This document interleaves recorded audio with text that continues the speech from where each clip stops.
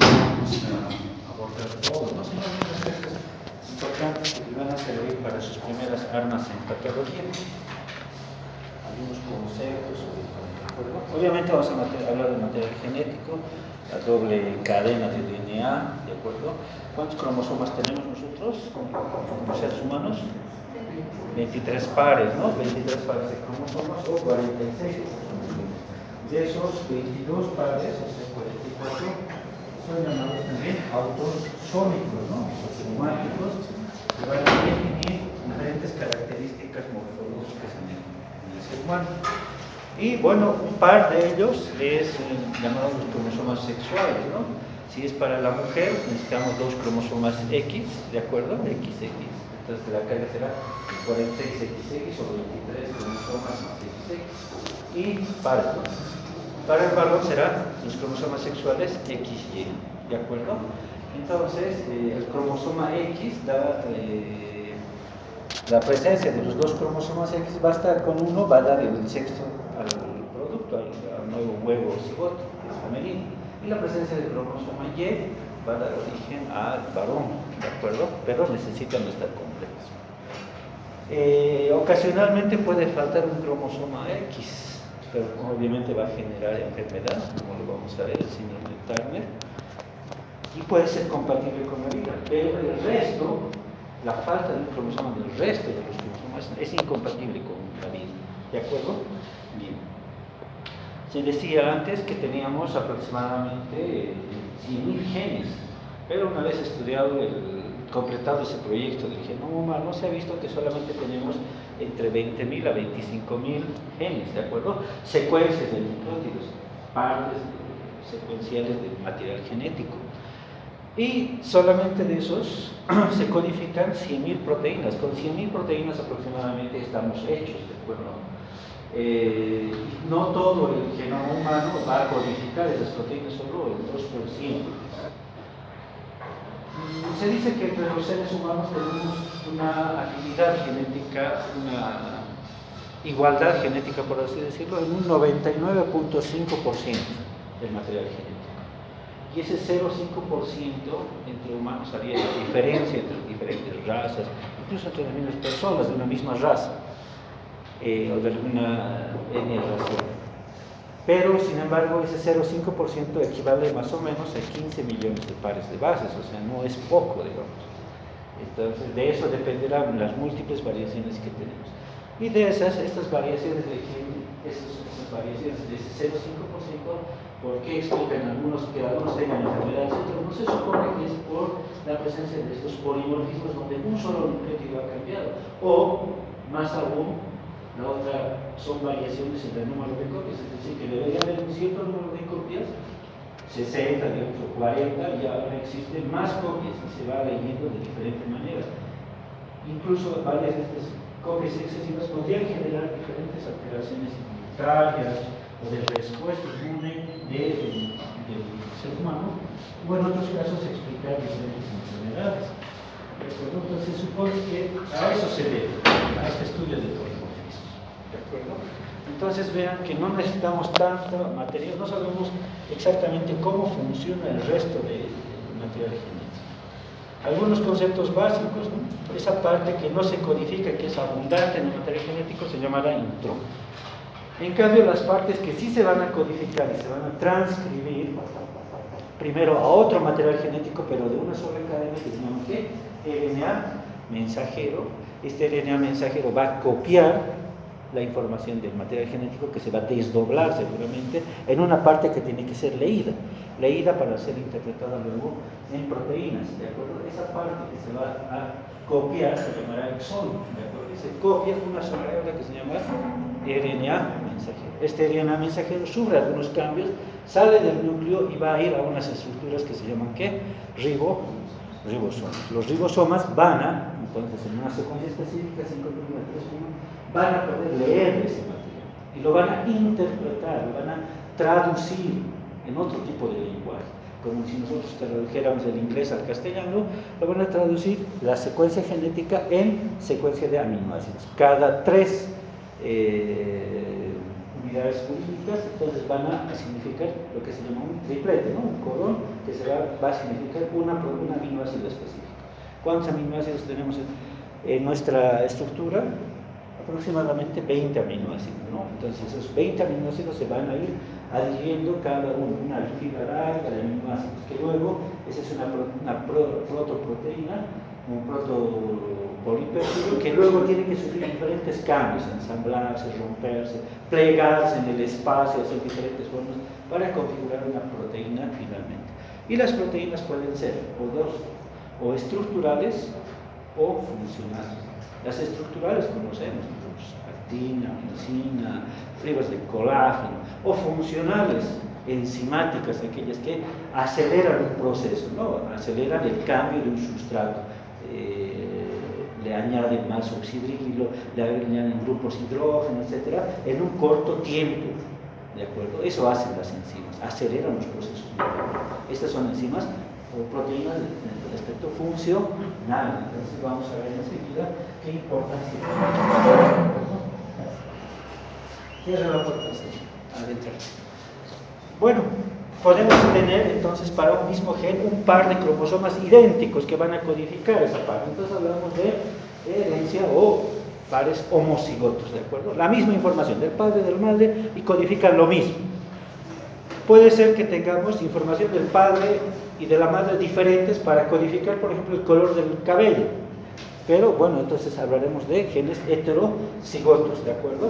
Pero podría uno manifestarse más que el otro, dependiendo ¿de acuerdo? Uno podría ser más dominante que el otro. El análisis de los genes, del genoma humano y sus interacciones, es un gran campo de estudio, ¿de acuerdo? No se ha terminado todavía de estudiar. Cómo es que se relacionan unos entre otros, qué interacciones tienen en realidad para tener un determinado fenotipo. Y no solo eso, sino que por encima de ello, ¿de acuerdo?, pueden haber alteraciones de estos o cambios donde no solamente el material genético sea el que pueda determinar una expresión fenotípica, sino también efectos del medio ambiente. Entonces ahí hablamos de epigenética, ¿de acuerdo? Todas las proteínas, las 100.000 proteínas que codificamos con nuestros 20 o 25.000 genes, también tienen diferentes maneras de formarse. ¿Cómo es que 20.000 van a codificar 100.000? Entonces es una incógnita que obviamente estudia esta ciencia que se llama, o parte de la genética se llama proteómica, ¿de acuerdo?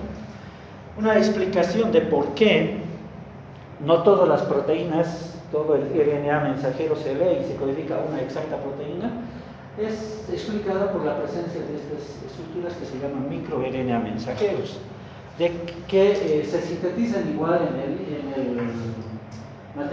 el núcleo, salen en el citoplasma y en algunos casos podrían unirse a una secuencia y determinar que se divida antes de terminarse la lectura, o que se divida y luego se pueda eliminar, o esta división pueda generar otros segmentos proteicos. Probablemente por eso se explica cómo solamente 25.000 genes puedan sintetizar más o menos 100.000 proteínas, ¿de acuerdo?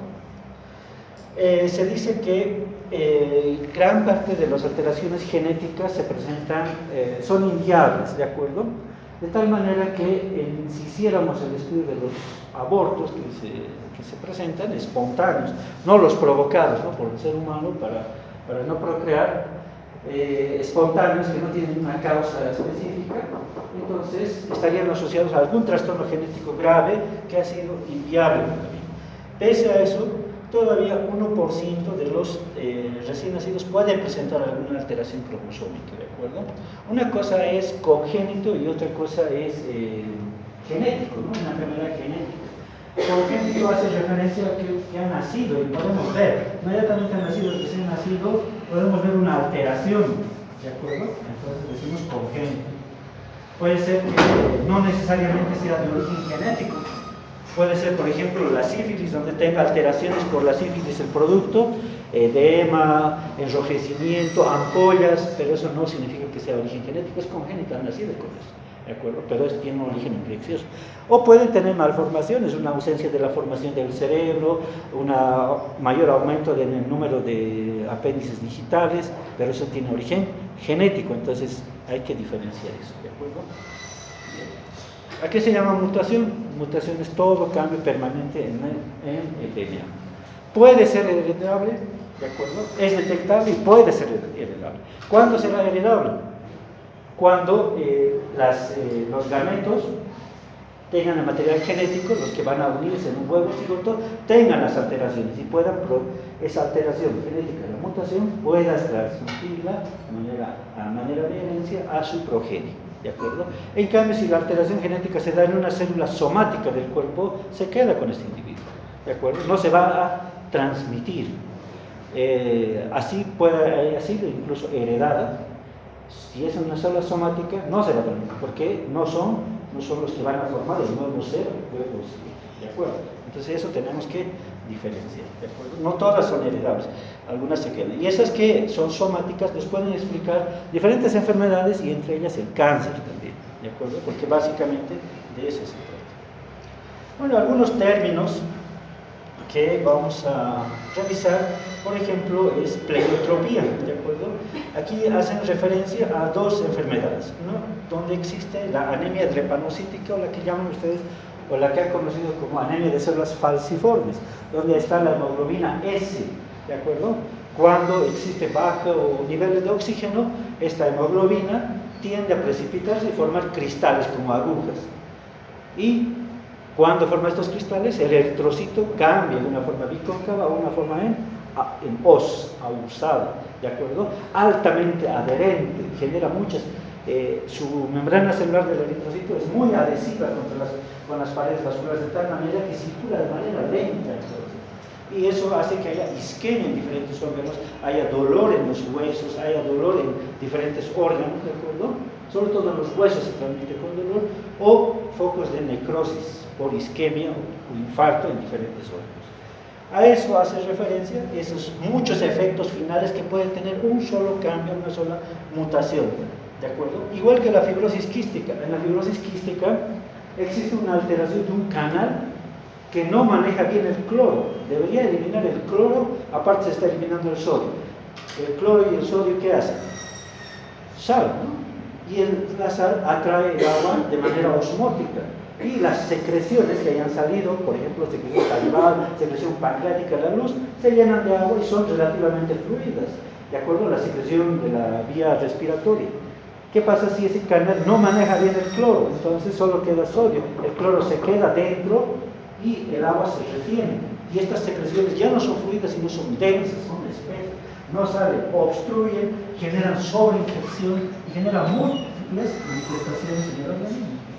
Esa obstrucción, ese flujo denso de líquido pancreático puede hacer obstrucción del flujo de salida del páncreas exógeno y puede haber una activación de las enzimas dentro del páncreas, lo que se llama pancreatitis. O puede generar focos de neumonía en los pulmones porque los bronquios están obstruidos por esas secreciones degeneradas. Entonces, una sola alteración genética genera múltiples alteraciones, múltiples manifestaciones clínicas. Eso se llama pleiotropismo o pleiotropía. Y bueno, de eso trata, ¿no? Ahí está, anemia drepanocítica, alteración de una aminoácido de la hemoglobina, y bueno, va a condicionar diferentes alteraciones, dolor abdominal, neumonía en el pulmón, alteraciones reumáticas, parálisis por isquemia en el cerebro, deformaciones en el cráneo, ¿de acuerdo? Todo eso va a originar. Entonces a eso se llama pleiotropismo. Bien. Penetrancia se refiere a la cantidad de individuos que tienen un mismo genotipo y que presentan determinada expresión fenotípica. No todos van a desarrollar, van a manifestar su material genético. La información genética se llama genotipo. Lo que se manifiesta y lo que vemos se llama ¿qué? Fenotipo. ¿De acuerdo? Entonces, miren, si de 10 personas que tienen el mismo genotipo, solo 8 manifiestan la enfermedad, entonces hablamos de una penetrancia de un 80%. A eso se refiere, ¿de acuerdo? Entonces se puede calcular eso. Y se calcula en términos proporcionales, la proporción de individuos con un determinado genotipo que muestran el fenotipo esperado. La penetrancia, si llega al 100%, es decir, todos los que tienen la alteración genética, todos expresan el fenotipo, entonces se llama penetrancia completa, y si lo hacen en menos cantidad, se llama penetrancia incompleta. El retinoblastoma es un tumor de la retina en los niños, ¿de acuerdo? Y que tienen que revisarse, ¿no? Tienen que revisar el fondo de ojo y ahí aparece, ¿no? Y hay un brillo como si fuera un ojo de gato en los niños, y en este niño hay que sospechar que no tenga una masa en la retina, y esa masa puede ser un retinoblastoma. Esa entonces tiene una penetrancia aproximadamente del 90%. Entonces, no todos los que tengan esa alteración genética van a desarrollar eso, pero pueden desarrollar. La psoriasis igual tiene un componente genético, son presencia de placas sobreelevadas, como costras elevadas, sobre todo en las regiones extensoras de la piel.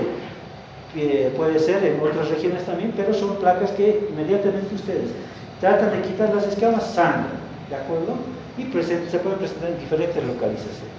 Son incómodas, son molestas, obviamente antiestéticas, y a eso se llama psoriasis. La expresividad se refiere a la expresión variable en el fenotipo de un genotipo penetrante.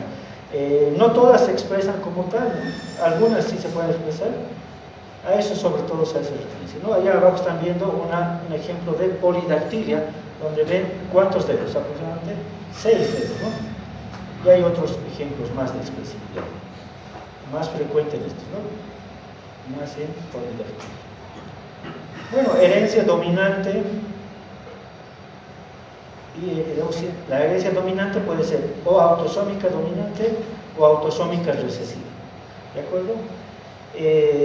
Por ejemplo, estas van a seguir las leyes de Mendel, ¿de acuerdo?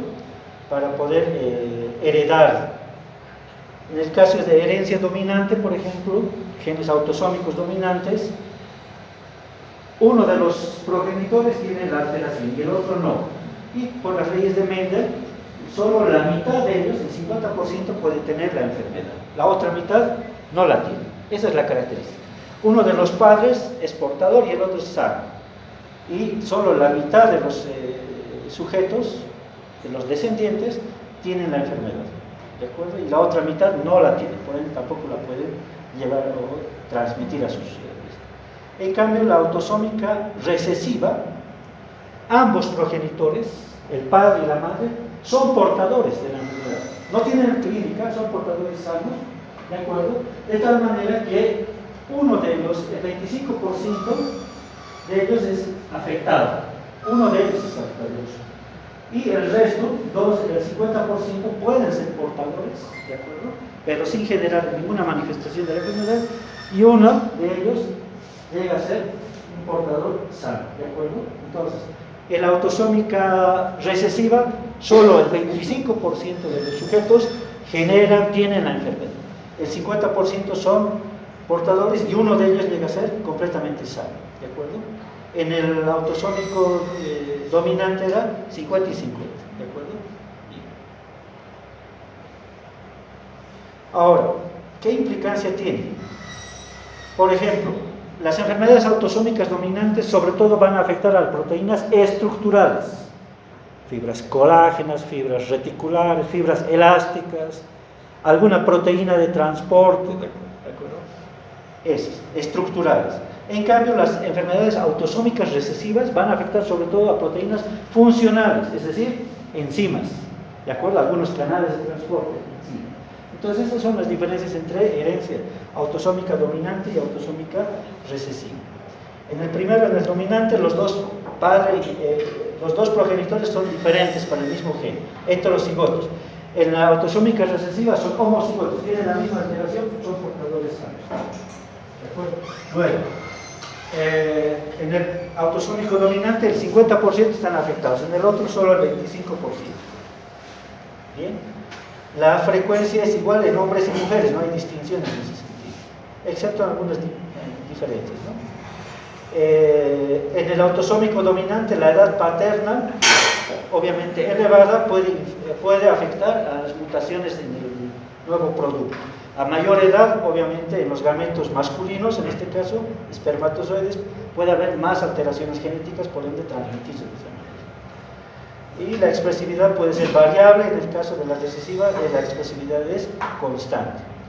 Miren, en la autosómica recesiva hay entonces relación con la consanguinidad de progenitores, es decir, son familiares que han llegado a procrear un hijo y entonces es más factible que pueda haber alteraciones genéticas de tipo autosómico recesivo. Hay un rey, ¿no?, en Inglaterra o en Francia que tiene esas alteraciones, ¿no?, Felipe II o algo así, que ha tenido grandes alteraciones y que no ha podido procrear, ha muerto este rey y ha generado guerras civiles entre sus pobladores, ¿no? ¿Por qué? Porque está relacionado con eso. Bien, los trastornos genéticos entonces los vamos a estudiar clasificándolos de esa manera, en tres grupos. Unos que se llaman trastornos mendelianos, es decir, que afectan un solo gen, monogénicos también, bien, y que tienen esta característica, que son altamente penetrantes. Recuerden la penetrancia al 100%, todos los que tienen material genético expresan esto. O pueden generar o pueden predisponer más enfermedades. Y los trastornos cromosómicos, los que pueden ser relacionados con los cromosomas somáticos o con los cromosomas sexuales. Pueden ser que sean mayores en número o menores en cantidad numérica en relación a nuestra ploidía, nosotros somos diploides, 23 pares de cromosomas, o puede ser que no estén completos o que estén añadidos con otros fragmentos de cromosomas. ¿De acuerdo? En el primero los genes nomás están alterados, en el segundo los cromosomas como tal, y en el tercero, que son los más frecuentes y que vamos a ir estudiando todo el año, son los trastornos multigénicos complejos. En los trastornos multigénicos complejos podemos hablar de la hipertensión arterial, la diabetes tipo 2, ahí influyen esas variaciones de polimorfismos, esas variaciones de un solo gen o de una secuencia de genes, y la interacción con el medio ambiente. Esas dos interacciones van a ser estos trastornos llamados multigénicos complejos, que son los más abundantes. A nosotros nos toca ahora hablar solo de los dos primeros. Bueno, ¿cuáles son los trastornos monogénicos? Son autosómicos dominantes, ya hemos visto, autosómicos recesivos y relacionados con los cromosomas sexuales. Autosómicos dominantes, ¿cuáles podemos mencionar? Algunos vamos a ir mencionando. Enfermedad de Huntington, ¿de acuerdo? Esta es una enfermedad donde el problema es que hay una secuencia de DNA que normalmente debería repetirse hasta 28 veces, pero se repite esa secuencia aproximadamente 36 o 120. ¿En qué lugar? En el cromosoma 4, y la repetición es citosina, adenina, guanina. Esa repetición muy elevada hace que haya una alteración en los núcleos caudados de la base del cerebro y haya dilatación por consecuencia de las cavidades ventriculares. ¿Cómo se manifiesta? Como ven ustedes en el gráfico, son pacientes que tienen movimientos coreoacetósicos, es decir, involuntarios, bruscos, nada coordinados, nada simétricos, ¿de acuerdo? Están relacionados con alteraciones en la inteligencia, ¿de acuerdo? Alteraciones mentales, y bueno, pueden desarrollar estas alteraciones en corta edad. El problema es una síntesis de una proteína que se llama, como su nombre lo indica, huntingtina, pasen por favor, debido a esa alta tasa de repetición. Bien, esa es la enfermedad de Huntington. Corea de Huntington. Bien, ahí genera esas alteraciones en el sensor. Neurofibromatosis tipo 2 es otra enfermedad autosómica recesiva. El problema aquí está localizado en el cromosoma 22. Ahí está el gen, el NF22, o de la neurofibromatosis, ¿de acuerdo? 2. La característica principal es que genera múltiples nódulos en la piel, ¿no? Neurofibromas o schwannomas, también llamados, vamos a hacer la diferencia luego. Pero más específicamente la neurofibromatosis tipo 2 existe sordera bilateral, porque afecta estos tumores, schwannomas, afectan a nervio acústico, a ambos nervios acústicos. Esa es la característica principal y pueden tener el resto de manifestaciones. Entonces, enfermedad de Huntington, neurofibromatosis tipo 2 son autosómicas dominantes. Dominantes, dijimos, afectan a proteínas estructurales Otra alteración de una proteína estructural es la proteína llamada fibrilina, ¿de acuerdo? Que obviamente va a estar presente dentro del tejido conectivo, cerca de las fibras colágenas, y va a determinar ciertos grados de propiedades que tenga el tejido conectivo. En este caso, la fibrilina es la que está alterada, y ese gen que altera la fibrilina es el gen de la enfermedad de Marfan 1, ¿de acuerdo? Está en el cromosoma 15, en el brazo largo, en el locus 21. ¿Qué es lo que traduce? Todas esas alteraciones que están viendo. ¿Cómo están los dedos ahí de los pacientes? Largos, alargados, aracnodactilia, ¿de acuerdo? Las alteraciones pueden tener asociado prognatismo, ¿de acuerdo? Pie plano o un hundimiento de la región torácica que se llama pectus excavatum, ¿de acuerdo? Y la piel es laxa. Normalmente la piel tiende a formar una forma de tienda de campaña y luego se retrae a su nivel normal. Pero estos pacientes forman ese mismo pliegue, elevan y tardan en retraerse, ¿de acuerdo? Tardan en volver a su lugar. Entonces tiene una alteración entonces del tejido conectivo merced a la alteración de la codificación de la fibrilina. Se forma la fibrilina, pero no de manera normal, y a eso se llama hiperlaxitud, ¿no? Lo que están viendo, esos pliegues que están generando aquí, bastante grotescos, ¿no? Que pueden llegar a ser. Bien. O algo mucho más complejo, ¿de acuerdo? El síndrome de Ehlers-Danlos, donde el colágeno es el que está alterado. Diferentes proteínas del colágeno están alteradas, ¿no? Cuando escriben con mayúscula y col con minúsculas es diferente. Cuando es col 5A hace referencia al gen. Cuando es col 5A, por ejemplo, es el producto del gen, es decir, la proteína. Esa es la diferencia, tienen que tomar en cuenta. Entonces, esos genes son los que están alterados, de tal manera que el colágeno está presente en todo nuestro organismo, pero fundamentalmente, en este caso, en la piel, el colágeno tipo 2, el colágeno 1 también, en los dientes, en los huesos, colágeno 1, en el tejido articular, obviamente está el colágeno, y en este caso las alteraciones de la síntesis del colágeno generan una hiperlaxitud de las articulaciones. Pueden hacer entonces contorsiones grotescas de las articulaciones, pueden volver a fracturarlas y volver a su lugar, o luxarlas y volverlas a su lugar. La piel puede ser excesivamente laxa, ¿de acuerdo? Excesivamente laxa, mucho más que en el anterior síndrome, ¿de acuerdo? Síndrome de Ehlers-Danlos. Esta es otra alteración que se llama hipercolesterolemia familiar. En esta hipercolesterolemia familiar existe un exceso de LDL. ¿Por qué? Porque en el cromosoma 19 se debería sintetizar un receptor para las LDL, receptor LDL, que está alterado genéticamente y que no permite reconocer al LDL, por eso no permite que el colesterol se introduzca al hígado, a los hepatocitos, y sea eliminado. De tal manera que hay colesterol en sangre circulando en gran cantidad. Ese exceso de colesterol se va a depositar en diferentes órganos y va a generar estas alteraciones. Va a depositarse debajo del endotelio, en el tejido subendoterial, y va a formar masas de material graso.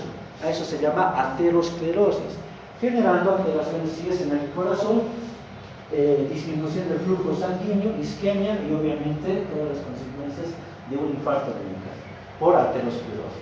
O se va a depositar en la piel, en diferentes lugares, debajo de la piel, haciendo esas masas que se llaman santomas. Santos hace referencia a coloración anaranjada o amarillenta.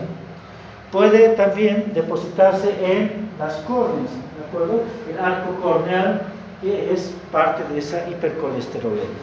Bien, esto en este caso es de manera congénita. Bien, esos eran entonces los trastornos llamados autosómicos dominantes. Nuevamente, enfermedad de Huntington, neurofibromatosis tipo 2, síndrome de Marfan, Ehlers-Danlos, relacionada con el colágeno, hipercolesterolemia familiar, el receptor de las LDLs. Y ahora seguimos en ese mismo grupo de monogénicos, los trastornos o enfermedades autosómicas recesivas. Las recesivas afectan sobre todo proteínas funcionales, digamos. Bien, ahí está el ejemplo de la fibrosis quística, ¿de acuerdo?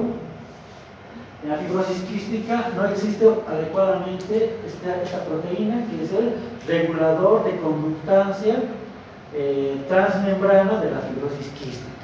Es decir, no permite la salida adecuada de iones cloro. El cloro se retiene dentro de las células cuando el ion cloro debería salir hacia la luz de estos conductos excretores, cualquier conducto salival, vía respiratoria, pancreática, etc. De tal manera que en la luz formen el cloro y el sodio, tengan efecto osmótico y la secreción, con otros componentes más, pueda hacer una secreción fluida que no sea tensa y se obstruya. Cuando no existe ese receptor transmembrana, entonces el cloro se queda dentro de las células, retiene el sodio y obviamente no sale suficiente agua hacia la luz, haciendo una secreción espesa y tensa que va a afectar vía respiratoria, hígado, va a afectar obviamente, si afecta los pulmones, no va a haber una buena ventilación, va a tener este sujeto entonces bajos niveles de oxígeno, y esos bajos niveles de oxígeno se van a condicionar con los famosos dedos en palillos de tambor por hipoxemia crónica, ¿no? Bien, las uñas también, ¿no? En vidrio de reloj, bien, entonces genera esas alteraciones. En el páncreas hemos dicho ya pancreatitis aguda, puede haber secreción también densa en diferentes otros órganos, ¿de acuerdo? Esa es entonces la fibrosis quística. Es ese regulador transmembrana de conductancia transmembrana del cloro que está afectado. Seguimos en enfermedades autosómicas recesivas, ¿de acuerdo? Igual, aquí hay gangliosidosis, aquí hay déficit de enzimas, ¿de acuerdo? De diferentes grados. Una enzima que debería estar en los lisosomas de diferentes células, que se llama galactosidasa, la beta-galactosidasa, es deficitaria en este caso. Hay poca o la que está sintetizada no funciona adecuadamente. De tal manera que acumula gangliósidos, ¿de acuerdo? En gran cantidad. Y ese acúmulo de gangliósidos entonces va a generar alteraciones. Alteraciones en los huesos, debajo de la piel, va a generar deformaciones incluso, se va a acumular en las encías, va a acumularse en el vaso o en el hígado, haciendo que el órgano aumente de tamaño, ya no es hiperplasia hipertrofia, sino porque está acumulando dentro de los lisosomas gangliósido 1 o estas otras sustancias, ¿de acuerdo? Que no pueden metabolizar porque hay déficit de la enzima. O puede haber opacidades corneales, o en el fondo de ojo manchas rojo cerebral que son características de la gangliosidosis. O en el cerebro acumularse y generar lesión en las neuronas, por ende retrasos cognitivos, intelectuales. Una muy parecida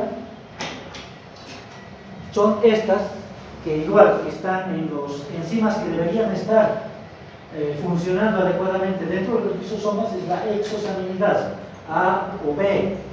Cuando falta la exosaminidasa A se llama enfermedad de Tay-Sachs, o cuando falta la exosaminidasa B, entonces enfermedad de Sand